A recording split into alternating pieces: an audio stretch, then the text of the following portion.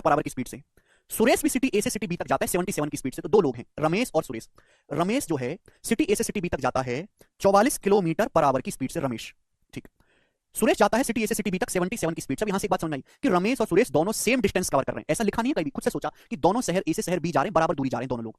Suresh fast है, Ramesh slow है। सुरेश को रमेश से 6 घंटे समय कम लगता है। सुरेश को रमेश से 6 घंटे समय कम लगता है क्योंकि हमारा सुरेश टैक्सी से जा रहा है, रमेश बेचारा डग्गा मार बस में जा रहा है। तो आपसे पूछा दोनों शहरों के बीच की दूरी क्या है।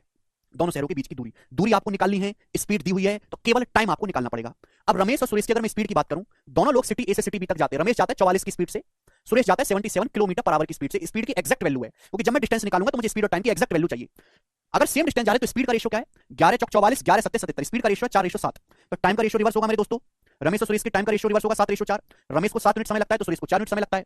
बोला है सुरेश को रमेश से कितना समय कम लगा, रमेश को 7 मिनट लगा, सुरेश को 4 मिनट 3 मिनट समय कम लगा। 3 मिनट की वैल्यू सवाल में 6 आवर दे रखी है मेरे दोस्तों, 6 आवर यानी कि दुगना। दुगना तो कहीं से भी सॉल्व कर लो, चाहे पहले केस से दूसरे केस से। अगर 1 यूनिट की वैल्यू 2 है तो 4 यूनिट की वैल्यू कितनी है, 8 घंटे, 8 आवर्स। यानी कि मैं ये कह सकता हूं कि जो सुरेश भाई हैं वो 77 किलोमीटर पर आवर की स्पीड से चलते हैं और उन्हें शहर ए से शहर बी तक जाने में 8 घंटे लगा। तो डिस्टेंस क्या होगा, स्पीड गुणा टाइम, 77 गुणा 8, यानी कि 77 गुणा 8 आ जाएगा 616। वैसे भी आप ये कह सकते थे कि 44 और 77 में 11 आता है, 11 से कटने वाला नंबर होगा, ये दोनों ऑप्शन 11 से नहीं कटते। 77 का मल्टीपल आएगा, 77 में 7 आता है, 7 से कटने वाला नंबर ये भी नहीं है, ये अकेला ऑप्शन है जो 11 से भी कट रहा है, 7 से भी आंसर आएगा। बात समाप्त। मुझे सवाल को सॉल्व करने की जरूरत थी ही नहीं, कोई जरूरत नहीं थी सवाल को सॉल्व करने की।